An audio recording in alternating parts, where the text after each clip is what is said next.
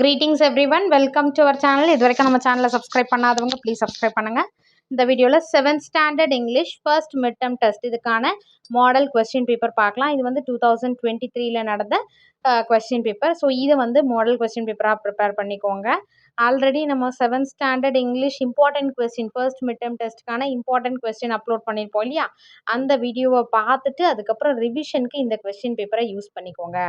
அப்புறம் தான் அதுக்கு அதாவது நீங்கள் அந்த மாடல் இம்பார்ட்டன்ட் கொஸ்டின்ஸ் ப்ரிப்பேர் பண்ணிட்டீங்கன்னா இந்த கொஸ்டின் பேப்பர் உங்களுக்கு ரொம்ப யூஸ்ஃபுல்லாக இருக்கும்.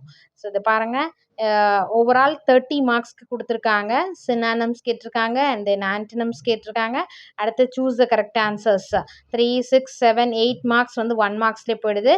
அடுத்தது question answer the following questions. அடுத்து poem question answers. Next 4 marks memory, 6 plus 4 10 marks, and then grammar partல 12, 14, 16, 18 marks, and then 20 marks வந்து உங்களுக்கு 1 markலே கவர் ஆயிடுது. ஸோ 10 மார்க் தான் கொஸ்டின் ஆன்சர்ஸ். ஸோ கொஸ்டின் ஆன்சர்ஸை ஃபைனலாக நீங்கள் வச்சு படிச்சிங்கன்னா உங்களுக்கு வந்து நல்ல மார்க்ஸ் ஸ்கோர் பண்ணலாம். இப்போ பாருங்கள், இதுலேயும் இந்த டிஸ்ட்ரிக்ட்லேயும் பார்த்தீங்கன்னா 30 marks, synonyms 2 marks, antonyms 2 marks, and then grammar பார்ட்டில் 2, 4, 6, 8 அண்ட் தென் 10 மார்க்ஸ். இது பாருங்கள் கிராமர் பார்ட், இது எல்லாமே 1 மார்க்ஸ். 1 மார்க்லாம் ஈஸியாக ஸ்கோர் பண்ணிடலாம் இல்லையா. 10 + 2 12 மார்க்ஸ். இது வரைக்கும் 12 மார்க்ஸ் வந்திருக்கு. அதுக்கடுத்து பார்த்தீங்கன்னா ஆன்சர் த ஃபாலோயிங் கொஸ்டின்ஸ் இருக்கு இல்லையா, prose questions and then paragraph questions. So 10 mark. அடுத்தது பார்த்தீங்கன்னா அடுத்து போம்ல இருந்தும் கொஸ்டின்ஸ் கேட்டிருக்காங்க. லைன்ஸ் கொடுத்துட்டு கொஸ்டின் ஆன்சர்ஸ். மெமரி போம் 14 மார்க்ஸ் வரும். அடுத்து சப்ளிமெண்ட்ரியில் வந்து பார்த்தீங்கன்னா ட்ரூ ஆர் ஃபால்ஸ் இருக்கு இல்லையா, 16 marks. Identify the speaker 2 marks, 16 marks. So remaining 14 marks தான் உங்களுக்கு வந்து கொஸ்டின் ஆன்சரே. ஸோ என்ன பண்ணணும்னா நீங்கள் வந்து ஃபஸ்ட்டு நம்ம ஷெடியூல் பண்ணிக்கணும் இல்லைங்களா. ஸோ 1 மார்க்லாம் வந்து ஃபஸ்ட்டு படிச்சிடணும். அடுத்து ஃபைனலாக வந்து கொஸ்டின் ஆன்சர் வைக்கணும். 1 மார்க்ஸ் அண்ட் தென் அதாவது சினானம்ஸ், ஆன்டனம்ஸ், அதுக்கடுத்து கிராமர் பார்ட், லெட்டர் ரைட்டிங் இருந்தால் லெட்டர் ரைட்டிங், மெமரி போம், and then finally question answer and then paragraph question. இந்த மாதிரி பிளான் பண்ணி படிச்சிங்கன்னா உங்களுக்கு வந்து இங்கிலீஷ் வந்து ரொம்ப ஈஸியாக இருக்கும். ஸோ 1 மார்க் ஸ்கோர் பார்த்தீங்கன்னா வந்து அதிகமாக இருக்கு இல்லையா மார்க்ஸ். இப்போது 30க்கு 20, 25 மார்க்ஸ், 20 மார்க்ஸ் சாலிடாக வந்து உங்களுக்கு வந்து 1 மார்க்ஸ்லேயே கவர் ஆகிடும் இல்லையா. 15 to 20 மார்க்ஸ், 30க்கு half ஆஃப் த மார்க்ஸ் வந்து 1 மார்க்கில் வந்துடுது. ஸோ 15 மார்க்ஸ் வச்சாலுமே 15 மார்க்ஸ் ரிமைனிங் கொஸ்டின் ஆன்சர் படித்தா போதும். அதே மாதிரி இல்லை 20 மார்க்ஸ், நிறைய டிஸ்ட்ரிக்டில் 20 மார்க்ஸ் கவர் ஆகிடும்.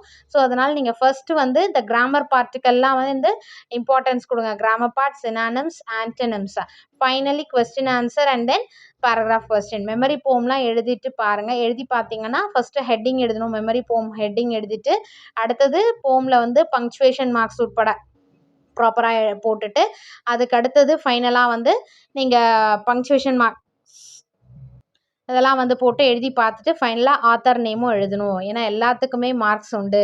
ஸோ இந்த மாதிரி மெமரி போம்லாம் வந்து நல்லா எழுதி பாருங்கள். அதுக்கு அடுத்தது பார்த்தீங்கன்னா கிராமர் பார்ட் இருக்கு இல்லையா, கிராமர் பார்ட் எல்லாமே எழுதி பாருங்கள். எல்லாமே 1 வேர்ட்ஸ் தான். ஸோ 1 வேர்ட்ஸுன்னும் போது நமக்கு படிக்கிறதுக்கான டைமும் வந்து ரொம்ப சீக்கிரமாக முடிஞ்சிடும். கொஸ்டின் ஆன்சர்ஸ்னாலும் நீங்கள் டஃப்பாக ஃபீல் பண்ணலாம் இல்லையா. ஸோ ஃபைனலாக டிஃபிகல்ட் பார்ட்டை வச்சுக்கோங்க. ஃபஸ்ட்டு 1 மார்க்ஸ் முடிச்சுட்டு அதுக்கு அடுத்தது கொஸ்டின் ஆன்சர், லாஸ்ட்டாக ஃபைனலாக வந்து question answers, paragraph question and போம் கொஸ்டின்ஸ் இதை படிச்சுக்கோங்க. பார்த்தீங்கன்னா ஃபஸ்ட்டு ஒரு கொஸ்டின் பேப்பர் எடுத்தீங்கன்னா ஆல்ரெடி நம்ம படிச்சிருப்போம் இல்லையா. ஓவரால் இப்போ இந்த டைமுக்கு வந்து நம்ம வந்து ஃபர்ஸ்ட் மிட் டேர்முக்கு ரெடியாக இருக்கணும் ஓவரால் படித்து முடிச்சுட்டு. ஸோ இந்த ரிவிஷனுக்கு நீங்கள் ஒரு கொஸ்டின் பேப்பர் எடுத்துக்கோங்க. நியர்லி 15 மினிட்ஸ் டைம் எடுத்துக்கோங்க. இது வந்து ஓரல் டெஸ்ட்டாக எழுதி பாருங்கள். ஃபஸ்ட்டு ஓரல் டெஸ்ட் ஒரு கொஸ்டின் படிச்சுட்டு அதுக்கான ஆன்சர் ஓகேவா, ப்ரிஷியஸ், வேல்யூபிள் அந்த மாதிரி சொல்லிவிட்டு என்ன பண்ணணும், நீங்கள் ஓரலாக ஆன்சர் பண்ணி பார்க்கணும்.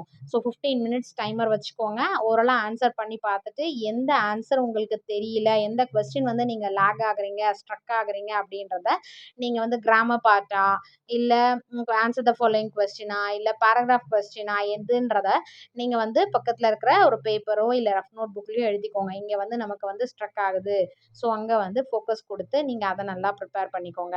இப்போ பாருங்கள், இந்த இங்கிலீஷை பொறுத்த வரைக்கும் 10 டிஸ்ட்ரிக்ட் கொஸ்டின் பேப்பர் உங்களுக்கு இருக்குது. ஸோ 10 கொஸ்டின் பேப்பர் நீங்கள் ரிவைஸ் பண்ணிட்டு போனீங்கன்னா நீங்கள் அட்டன் பண்ணும்போது அந்த ஃபர்ஸ்ட் மிட் டர்ம் டெஸ்ட்டுக்கான கொஸ்டின் பேப்பர் வந்து ரொம்ப ஈஸியாக ஃபீல் பண்ணுவீங்க. ஸோ நீங்கள் மேக்ஸிமம் வந்து ஒரு லெசன் முடிச்சிட்டோமா, அதுக்கான unit test question paper search பண்ணி அந்த மாதிரி டெஸ்ட் எழுதி பாருங்கள். ஸோ நீங்கள் வந்து கொஸ்டின் பேப்பர் எத்தனை கொஸ்டின் பேப்பர் கேதர் பண்ணுறீங்களோ அந்த அளவுக்கு நீங்கள் வந்து மார்க்ஸ் வந்து ரொம்ப ஈஸியாக ஸ்கோர் பண்ணலாம். ஏன்னா நிறைய ஐடியாஸ் கிடைக்கும் உங்களுக்கு.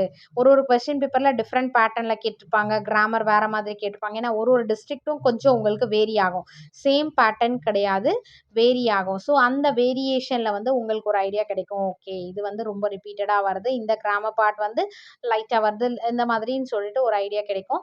அது வந்து இங்கே வந்து எக்ஸாமுக்கு ப்ரிப்பேர் பண்ணுறதுக்கு ஈஸியாக இருக்கும். சரிங்களா?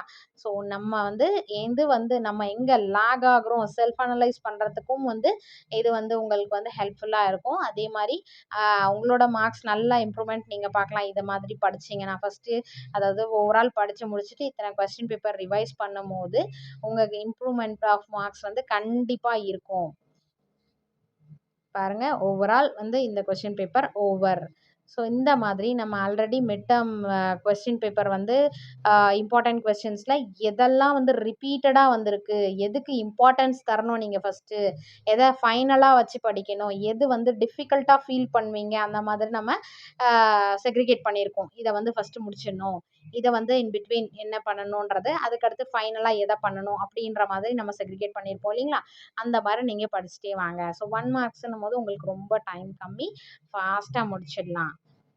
நீங்கள் இந்த மாதிரி நிறைய கொஸ்டின் பேப்பர் வந்து ஓரலாக சொல்லி பார்க்கும்போது உங்களுக்குள்ளே ஒரு கான்ஃபிடென்ட் வரும். ஓகே, நம்ம இப்போ நீங்களே வந்து செல்ஃப் அனலைஸ் பண்ணி இதில் வந்து இத்தனை மார்க்ஸ், இப்போ தப்பானதை மட்டும் நீங்கள் வந்து நோட்டில் எழுதிக்கிட்டிங்கன்னா அது போக ரிமைனிங் எவ்வளோ மார்க்ஸ் இந்த கொஸ்டின் பேப்பருக்கு நீங்கள் எடுப்பீங்கன்றத உங்களுக்குள்ளே ஒரு வந்து ஜட்ஜ்மெண்ட் இருக்கும் இல்லையா? ஓகே, நம்ம இந்த கொஸ்டின் பேப்பரில் இது மட்டும் தான் நமக்கு தெரியல, ஸோ அவுட் ஆஃப் 50க்கு வந்து நம்ம 30-35 ஸ்கோர் பண்ணுறோம் அப்படின்னும் போது உங்களுக்குள்ளே ஒரு கான்ஃபிடென்ட் வரும். ஓகே, நம்மளால் வந்து இவ்வளோ அளவுக்கு வந்து பண்ண முடியும் அப்படின்ற கான்ஃபிடென்ட் வரும். ஸோ அதுவே வந்து உங்களுக்கு பூஸ்ட் பண்ணும் நல்ல மார்க்ஸ் ஸ்கோர் பண்ணுறதுக்கு. ரொம்ப ஈஸிங்க. ஃபஸ்ட்டு ப்ரெசன்டேஷன் நல்லா இருக்கணும், ஹேண்ட் ரைட்டிங் நல்லா இருக்கணும், கிளியராக எழுதுங்க. ஃபஸ்ட்டு என்ன பண்ணணும்னா கொஸ்டின் பேப்பரை வந்து கொஸ்டினை படித்து அண்டர்ஸ்டாண்ட் பண்ணிக்கோங்க. ஒரு 2 மினிட்ஸ் டைம் எடுத்து அந்த கொஸ்டின் அதை படித்து அண்டர்ஸ்டாண்ட் பண்ணிவிட்டு அந்த கொஸ்டின் பேப்பரை அண்டர்ஸ்டாண்ட் பண்ணிவிட்டு அதுக்கப்புறம் ஆன்சர் பண்ண ஸ்டார்ட் பண்ணுங்கள். ஸோ நம்ம நம்ம எழுத போகிறது இதுதான் அப்படின்றத ஃபஸ்ட்டு டிசைட் பண்ணிவிட்டு அதுக்கு அடுத்தது ஆன்சர் எழுத ஸ்டார்ட் பண்ணுங்கள். ஸோ ஃபைனலாக ரீசெக் ஒன்று பண்ணிக்கோங்க.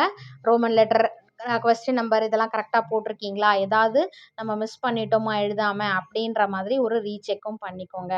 So first thing you have to understand the question. அதுக்கு அடுத்தது அது ஆன்சரை வந்து மைண்ட்லேயே ஜஸ்ட் ஃபாஸ்ட்டாக வந்து நீங்கள் வந்து திங்க் பண்ணிடணும். அதுக்கு அடுத்தது தான் வந்து பேப்பரை எழுதணும். அதுக்குன்னு நீங்கள் படிச்சுட்டு அதுக்கு கொஞ்சம் டைம் எடுத்து யோசித்து ஆன்சர் பண்ணிவிட்டு அதுக்கு அடுத்தது எழுத போகிறதுன்னு இல்லை. ஜஸ்ட் இதெல்லாமே ஃபியூ செகண்ட்ஸில் வந்து உங்கள் மைண்டுக்குள்ளேயே நடக்கணும். படிச்சிங்களா, ஓகே இதுதான் கேட்டிருக்காங்க, இதுக்கான ஆன்சர் இதுதான் அப்படின்னு சொல்லிட்டு ப்ரெசன்டேஷனில் வந்துடணும் உங்களுடைய ஆன்சர். ஓவர் ரைட்டிங் மேக்ஸிமம் வேண்டாம், அதாவது அடிச்சு எழுத வேண்டாம். ஸோ அதுக்கானது கரெக்டாக எழுதுங்க. ஸ்பெல்லிங் மிஸ்டேக்ஸ் இருக்கான்னு செக் பண்ணிக்கோங்க. ஸ்பெல்லிங் மிஸ்டேக்னால நமக்கு வந்து மார்க்ஸ் போகக்கூடாது இல்லையா? அந்த 1 மார்க்ஸ்லலாம் வந்து ஆல்ரெடி அவங்களே வந்து ஆப்ஷன்ஸ் எல்லாம் நிறைய கொடுத்துட்டாங்க. அது போக நீங்கள் ஸ்பெல்லிங் மிஸ்டேக்ஸ் இருந்தால் அதையும் கரெக்ட் பண்ணிக்கோங்க. இப்போ அடுத்து கொஸ்டின் ஆன்சர்ஸ்லாம் வந்து மேக்ஸிமம் உங்களுக்கு வந்து பேராகிராஃப் கொஸ்டினுக்கு ஒன்று சைடு ஹெட்டிங் போட்டு எழுதலாம். அப்படி இல்லையா பாயிண்ட்ஸ் மாதிரி எழுதுனீங்கன்னா இன்னும் நீட்டாக இருக்கும். பேராகிராஃப் கொஸ்டின் இருக்கு இல்லையா, அதை answer the questions in detail. What did granny say about Hamid's parents, இதை பேராகிராஃபாக எழுதுனா சைட் ஹெட்டிங்ஸ் ஒரு 2 ஹெட்டிங் போட்டு எழுதுனா நல்லாயிருக்கும். அப்படி இல்லையா நீங்கள் பாயிண்ட்ஸ் மாதிரி கொடுத்து எழுதுனீங்கன்னா இன்னும் நீட்டாக இருக்கும். என்ன பாயிண்ட்ஸ் நீங்கள் கன்வே பண்ண வரீங்க அப்படின்றத தெரிஞ்சாலே இன்னும் ரொம்ப ஈஸியாக இருக்கும். ஸோ ப்ரெசன்டேஷன் பார்க்கவும் நீட்டாக இருக்கும். சரிங்களா?